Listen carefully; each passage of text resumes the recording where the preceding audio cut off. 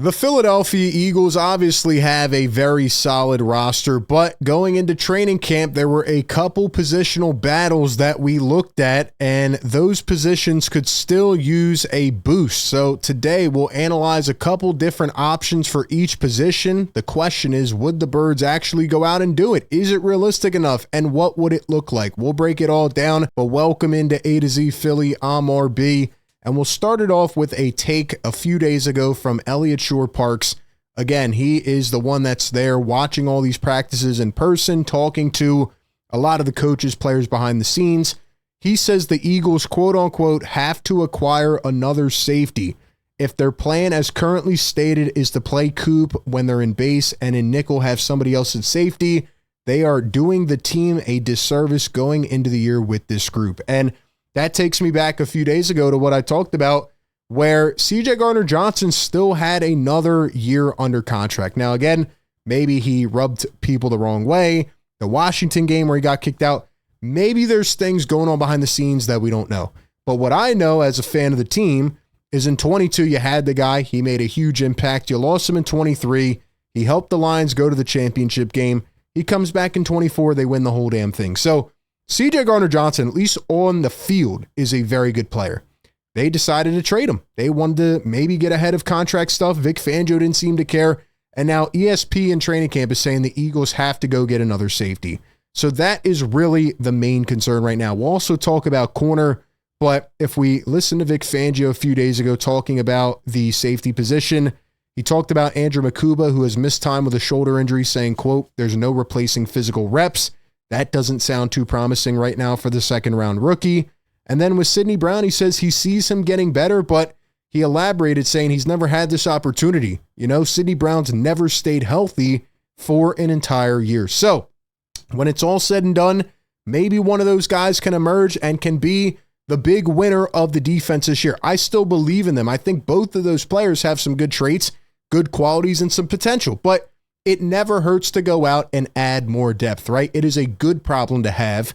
And Howie Roseman talked last week about those kinds of things. He said, you know, we have 13 draft picks. We have this way we can go. We have this avenue. I'm not going to hesitate.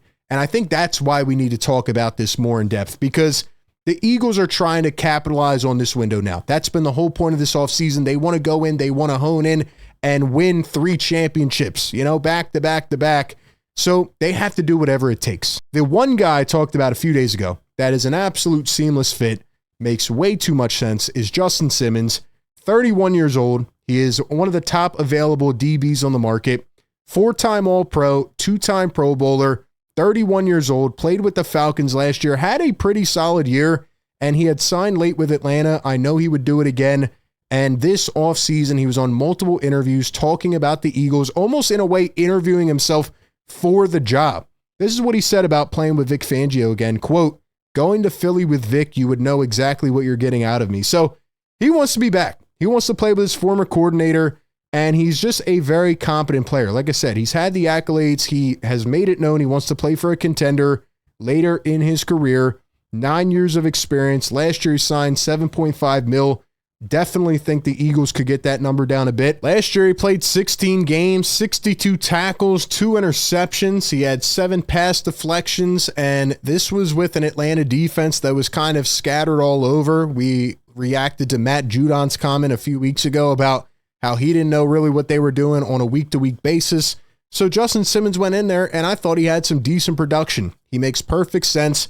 This could be the final piece. This could be the destination. We've talked about him a lot. The other guy that I could see them taking a chance on as a safety is Marcus Williams. Now, I know that'll probably get a lot of reaction right away. You know, last year he had, I think, like some locker room issues, and he was benched at the end of the season, wasn't playing much.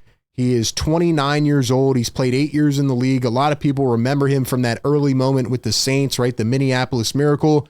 But overall, production-wise, throughout his career as a former second-round pick, he's actually been a decent safety. You know, not like a superstar, but he's good. You know, he's not great. He's good.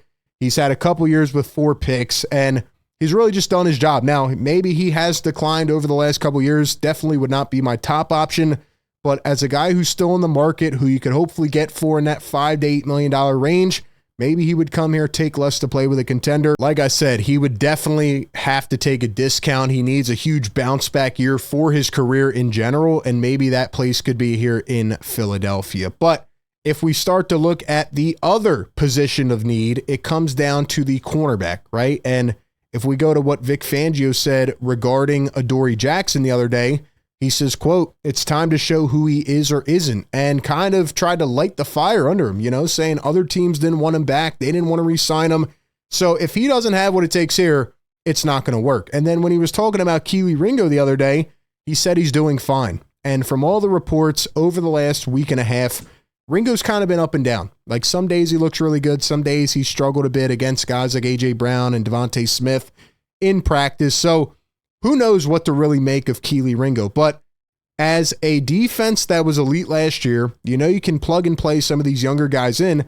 I still think overall the defense could use a little bit more veteran presence and experience. And if the Eagles want to go out and add another guy to bring in for competition, I think they have to take a look at Stephon Gilmore. He's almost 35. He's probably at the tail end of his career, and maybe he wouldn't even make the team.